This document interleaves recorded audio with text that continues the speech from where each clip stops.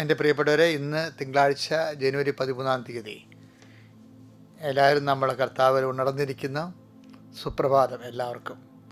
നമുക്ക് പ്രാർത്ഥിച്ചെടുത്ത് തുടങ്ങാം. ഈ ദിവസം അമ്മേ പരിശുദ്ധ അമ്മേ പരിശുദ്ധമേ ദൈവമാതാവേ, അന്ന് അങ്ങ് കൃപാസനത്തിൽ പ്രത്യക്ഷപ്പെട്ട് വരാൻ പോകുന്ന മഹാദുരന്തത്തിൽ നിന്ന് രക്ഷപ്പെടാനും എല്ലാവർക്കും വേണ്ടി പ്രാർത്ഥിക്കുവാനും ആവശ്യപ്പെട്ടിട്ട് 20 വർഷം തികയുന്ന ഈ വേളയിൽ കൃപാസനത്തിലൂടെ ഞങ്ങൾക്കും ഈ ദേശത്തിനും അങ്ങ് മധ്യസ്ഥം തേടി തന്ന എല്ലാ അനുഗ്രഹങ്ങൾക്കും കൃപകൾക്കും ഞങ്ങളിപ്പോൾ ഹൃദയം നിറഞ്ഞ നന്ദി പറയുന്നു.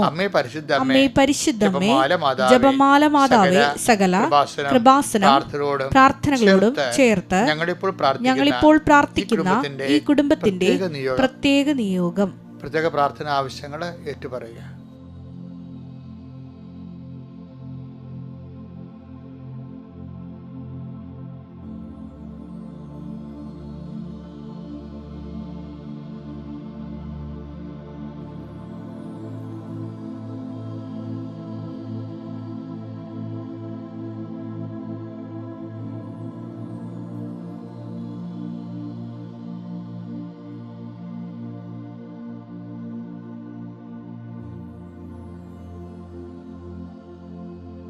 അമ്മയുടെ പ്രത്യക്ഷീകരണത്തിന്റെ ഈ ദ്വാദശക വേളയിൽ ഞങ്ങൾക്ക് സാധിച്ചു തരുവാൻ കനിയണമേ.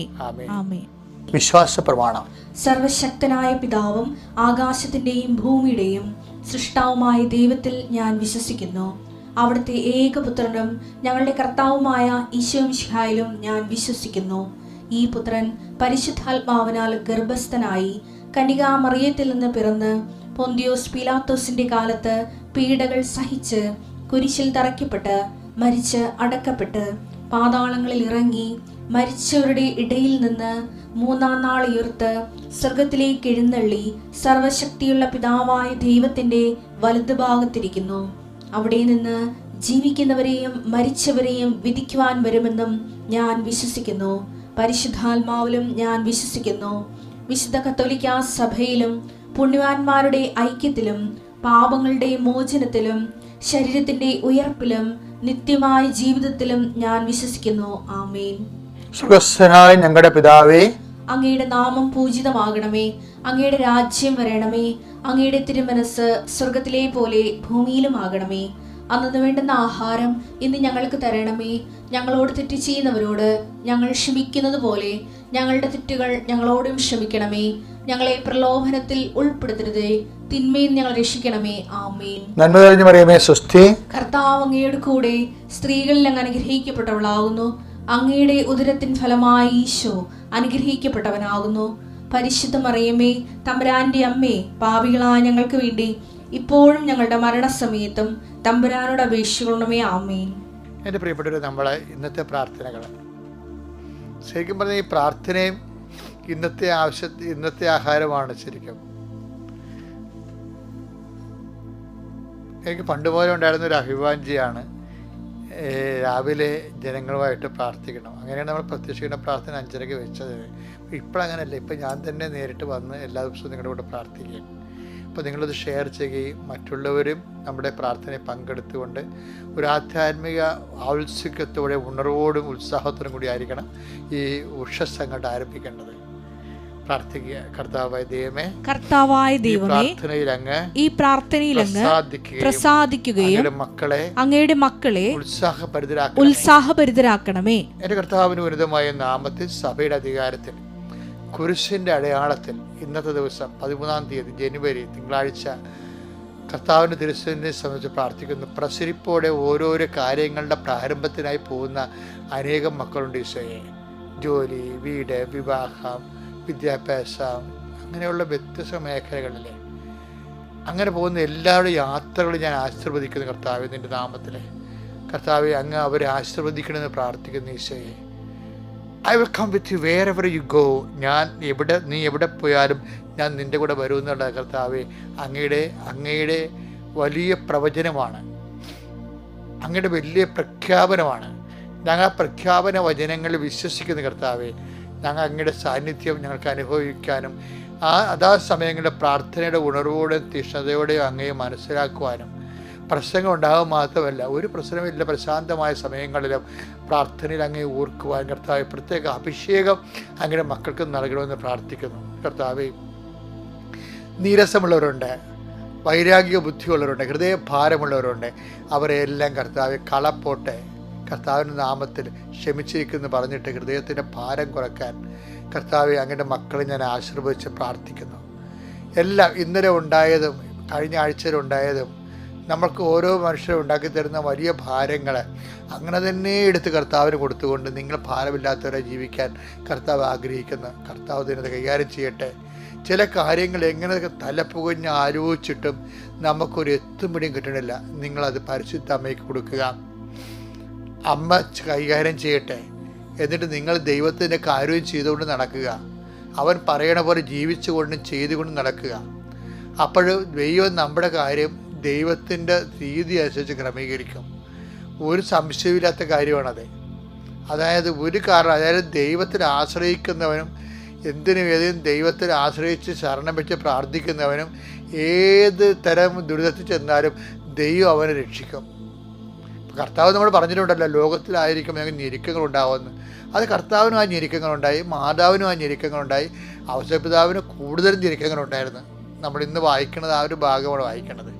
അപ്പം അങ്ങനെയുള്ള എല്ലാ ഞെരുക്കങ്ങളിരിക്കുന്നവരമ്മേ, പരിശുദ്ധമ്മേ, ഈ പ്രാർത്ഥനയുടെ സമയത്ത് അവരെ നീ അനുഗ്രഹിക്കണം. തങ്ങൾക്ക് ആരുമില്ല, ആരും ഞങ്ങൾ തിരക്കണില്ല, ആരും ഞങ്ങൾ അന്വേഷിക്കുന്നത് ഒന്ന് വിളിച്ചു പോലും ചോദിക്കണില്ലെന്ന് വെച്ചുകൊണ്ട് നെടുവീർപ്പിട്ട് സങ്കടപ്പെടുന്നവരുണ്ട്.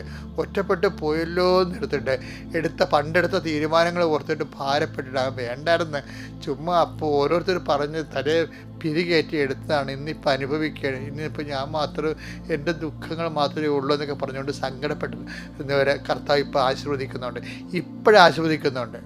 മുമ്പ് ഇന്നലെ നമ്മൾ കണ്ടതാണ്, കരുണ അർഹിക്കാത്തവർക്ക് ഞാൻ കരുണ കൊടുക്കുമെന്ന്.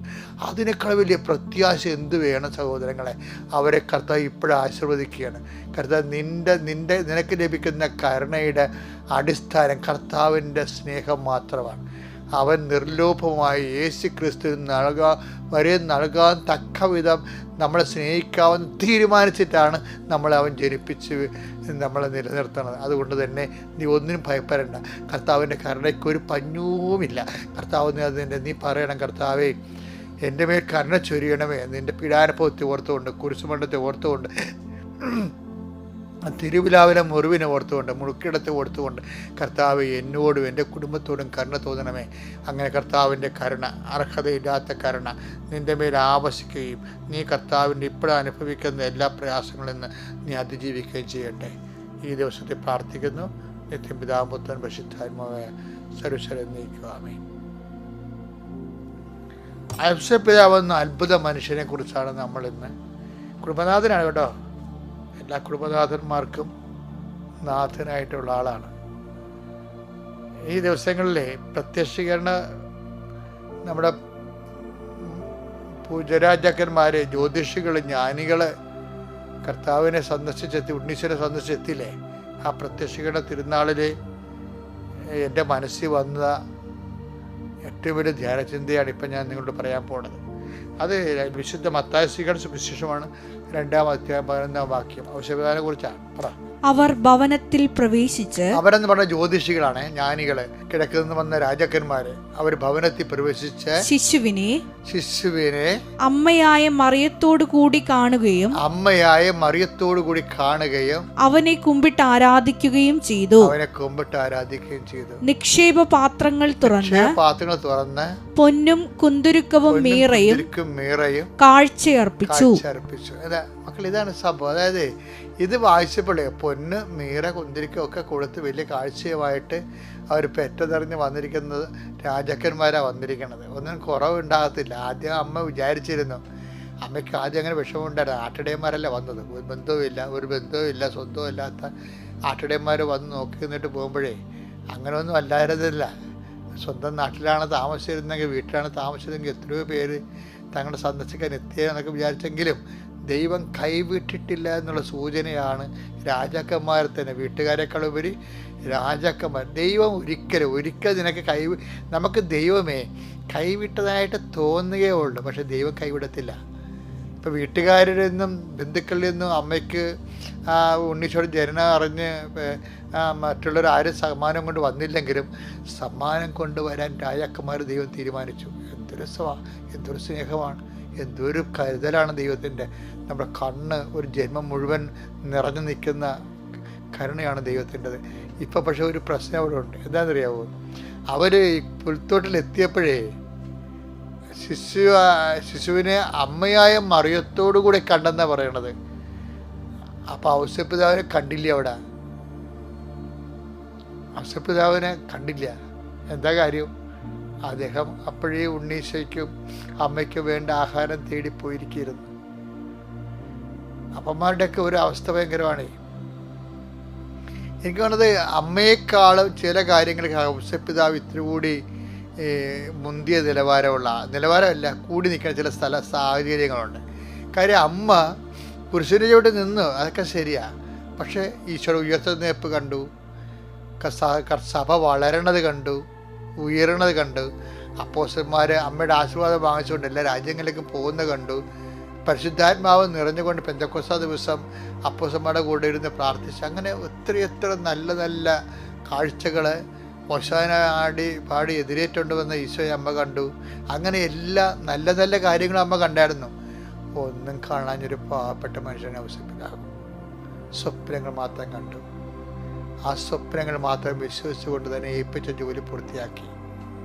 എന്നിട്ട് ഈശോയ്ക്ക് 20 വയസ്സുള്ളപ്പോൾ തൻ്റെ ജോലി പൂർത്തിയാക്കി താൻ മറഞ്ഞു പോകും. എന്നോട് പറയും, എൻ്റെ മകൻ വലുതാകും, അവൻ ദൈവത്തിൻ്റെ അടുത്ത് ദൈവത്തിൻ്റെ പുത്രനായി എത്തും, അതിന് മുമ്പ് ഞാൻ അവന് വഴിയൊരുക്കാൻ വേണ്ടി പോകണമെന്നും പറഞ്ഞ് അദ്ദേഹം തൻ്റെ ഏൽപ്പിച്ച ജോലി പൂർത്തിയാക്കി അദ്ദേഹം വിട പറഞ്ഞു പോകും. ഒരു സാന്ത്വനമോ ഒരു നന്ദിയോ ഒന്നും അനുഭവിക്കാതെ ആ ജോലി മാത്രം ചെയ്തു പോയ എത്ര അപ്പന്മാർ നമ്മുടെ കുടുംബങ്ങളിലുള്ളത്. ചിലപ്പോൾ അപ്പം വെളുപ്പിനെ എഴുന്നേറ്റ് പോയിട്ട് ഒരു ജോലിക്ക് രാത്രി വരുമ്പോൾ രാത്രി പിള്ളേർ ഉറങ്ങിയും പോകും. ചിലർ അപ്പന്മാർ കഷ്ടപ്പെടാനുള്ള എല്ലാം കഷ്ടപ്പെടുകയും അമ്മമാർ നമ്മളൊക്കെ ഇടയ്ക്കൊക്കെ പറയുവേ, ഞാൻ അമ്മമാരൊക്കെ കൊച്ചാക്കി പറയുന്നില്ല, എന്നാലും ചില അമ്മമാർ പറയും, ഞാൻ നിന്നെ 10 മാസം നൊന്ത് പെട്ടതല്ലേ എന്നൊക്കെ പറഞ്ഞുകൊണ്ട് അമ്മ എന്തെങ്കിലുമൊക്കെ ക്ലെയിം പറയും. അപ്പനൊരു ക്ലെയിം പറയത്തില്ല, നിശബ്ദനായിരിക്കും. അമ്മക്കൊക്കെയാണെങ്കിൽ അവർക്ക് ആ മക്കളല്ലേ കുടുംബത്തിലൊക്കെ പലപ്പോഴും നിൽക്കണത്. പക്ഷെ അമ്മയോടായിരിക്കും അവർക്ക് താല്പര്യം. അപ്പനോട് അവർ താല്പര്യം ഉണ്ടെങ്കിലും പേടിയാണ്. അമ്മയോടെ അവർ സംസാരിക്കത്തുള്ളൂ. പിന്നെ പെമ്മക്കൊക്കെയാണ് അപ്പനോടൊക്കെ കുറച്ച് സ്നേഹമുള്ളത്. പക്ഷെ അവരെ കെട്ടിച്ചു വിട്ടിരിക്കും. അപ്പന് ആരും ഇല്ലാത്ത ഒരാളാണ് ശരിക്കും പറഞ്ഞാൽ. എല്ലാം ദൈവത്തിന് വേണ്ടി ചെയ്യുന്നൊരു മനുഷ്യൻ. അവരുടെ ആദ്യത്തെ ആളാണ് ഈശോയുടെ അപ്പൻ ഔസേപ്പിതാവ്. ഇപ്പം എന്തെങ്കിലും തരത്തിൽ അപ്പന്മാർക്ക് കുടുംബത്തിൽ എന്തെങ്കിലും ഒരു കുറവ് അവരുടെ ബുദ്ധിമോശം കൊണ്ടോ അല്ലെങ്കിൽ മനഃപൂർവ്വം അവഗണന കൊണ്ട് വന്നു പോയെങ്കിൽ നിങ്ങളൊന്നും വിഷമിക്കുകയൊന്നും ചെയ്യരുത്. കാര്യം എന്താ? നിങ്ങൾക്ക് തുണയായ ഔസേപ്പിതാവുണ്ട്. ഒന്നും കൈപ്പറ്റാതെ പറയുന്നതെല്ലാം ചെയ്തുകൊണ്ട് ഏൽപ്പിച്ച ജോലി പൂർത്തിയാക്കി പോയ മനുഷ്യൻ നിങ്ങളൊക്കെ അവിടെ കാത്തിരിക്കുന്നുണ്ട് സാന്ത്വനപ്പെടുത്താൻ. അപ്പം അങ്ങനെയുള്ള നല്ല മരണത്തിന് വേണ്ടി മാത്രമല്ല, നന്ദിയില്ലാത്ത ജീവിതത്തിനും നന്ദി നഷ്ടപ്പെടുന്ന ജീവിതത്തിനും ഔസേപ്പിതാവ് തന്നെയാണ്.